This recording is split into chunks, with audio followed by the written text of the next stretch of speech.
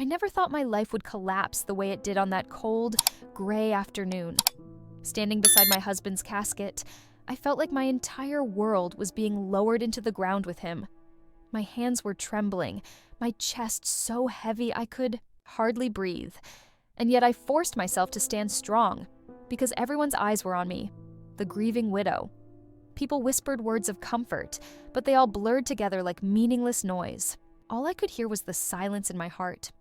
My husband, the man I loved, the man I trusted, was gone forever. Or so I believed.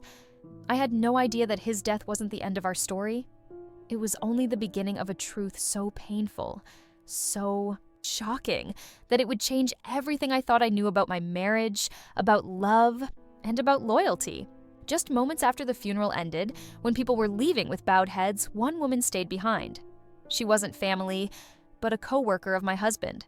I remember her face, pale and tense, as if she was carrying a secret too heavy for her to bear. And then she walked toward me.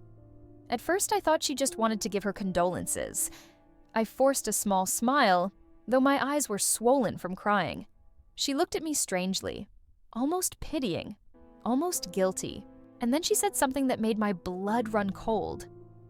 "There's something you need to know about my son." My heart skipped. I frowned, confused. Why would her son matter to me, especially now? But then her words hit me like a knife. "My son, he's your husband's child." I froze. My ears rang. My throat went dry. Surely I had misheard her. Surely grief was making me hallucinate. I stammered, asking her to repeat herself. And she did. Clearer this time. Firmer. "Your husband is the father of my son." My body shook. My knees weakened. I wanted to scream, to deny it. But before I could, she reached into her purse, trembling, and pulled out her phone. "I'll show you," she whispered. I didn't want to look, but my eyes betrayed me. On the screen was a photo of a boy, maybe 7, maybe 8. My breath caught in my chest, because staring back at me was my husband's face. His same eyes, his same smile. I stumbled back, almost dropping my purse. My mind was spinning. This couldn't be true. Not my husband. Not the man who swore he loved me, who promised honesty and loyalty, who built a life with me. "No," I whispered, shaking my head violently. "No, this is a mistake." But deep inside, I knew. I knew those eyes, that crooked smile, that dimple on the left cheek. I had seen them every day in the man I shared a bed with for 15 years. My stomach twisted with nausea. I wanted to run away, pretend I never heard her words. But she grabbed my hand and begged me to listen. Her voice was trembling, her eyes filled with tears. "I didn't want to tell you while he was alive," she said. "I didn't want to destroy your marriage. But you deserve to know now. You deserve to know the truth." My heart screamed inside me. Truth? What truth? That my husband betrayed me for years. That every kiss he gave me was tainted with lies. That while I was building our home, he was building another life, secretly. With her. My chest burned, and suddenly grief turned into rage. I demanded answers, though my voice cracked, with anger. "When? How long?" She hesitated, then whispered, "For years." My heart shattered again. I wanted to cover my ears to make it stop, but her words poured out like poison. She told me they met at work. At first it was just late-night conversations, long drives after meetings. Then one night, it turned into something more. She said she regretted it, but regret didn't erase the fact that her son was proof of my husband's betrayal. I pictured him with her, laughing, touching her the way he touched me, whispering the same sweet lies he whispered to me. My vision, blurred with tears, but anger kept me standing. I asked why she came now, why she ruined the only peace I had left. And she said softly, "Because my son deserves to know his father's family." That broke me. Family? What about my family? What about the years I gave, the sacrifices I made? Suddenly, the man I buried hours ago became a stranger in my memories.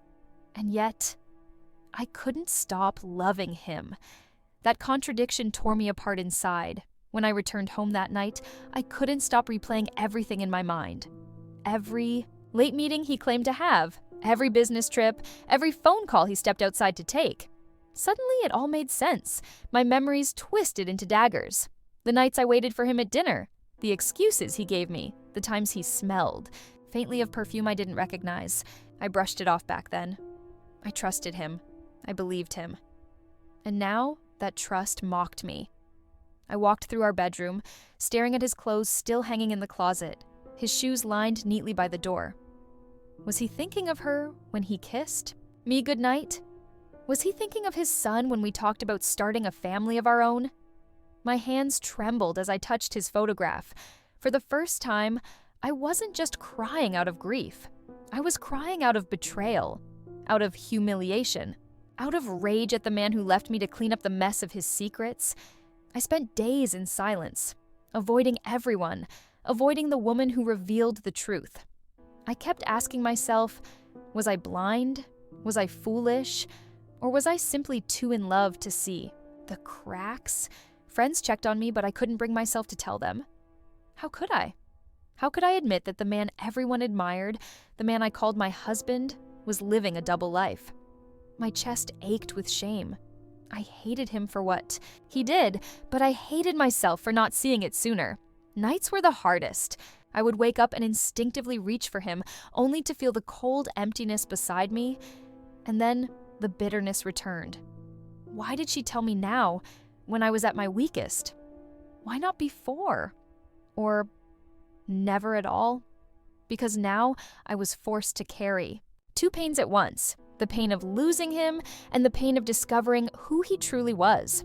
1 week later, she called me. I didn't want to answer, but something inside me whispered that I had to. She asked if I would meet her son. My first reaction was anger. Why should I? But my heart needed closure. So, I agreed. When I saw him for the first time, standing nervously behind his mother, my breath stopped again. He looked even more like my husband in person. Same eyes, same posture. Even the way he fidgeted reminded me of him. The boy glanced at me shyly, and in that moment, my anger softened. Just a little. He was innocent. He didn't ask to be born into lies. He didn't choose to be my husband's secret. And yet, he carried the weight of it every day of his young life. My heart broke for him, even as it broke for myself. Talking to the boy was like reopening a wound that refused to heal. He asked me simple questions, childlike and pure. Did you love my dad? The words hit me like a storm. I smiled weakly, forcing back tears. Yes, I said, my voice trembling. I loved him very much. His eyes lit up, and in that moment I realized he needed to hear that. He needed to know his father wasn't just a man of mistakes, but also a man of love, even if it was complicated. But deep inside, I was torn apart. How could I honor my husband's memory when I now knew the darkest part of it? How could I accept this boy without feeling like I was betraying myself? I went home that night with a heavy heart, but also with a strange sense of clarity. The truth was out. The lies were over. And now it was up to me to decide what to do with the truth. For weeks, I battled with myself. Should I cut all ties, pretend they don't exist, and live with my grief in isolation?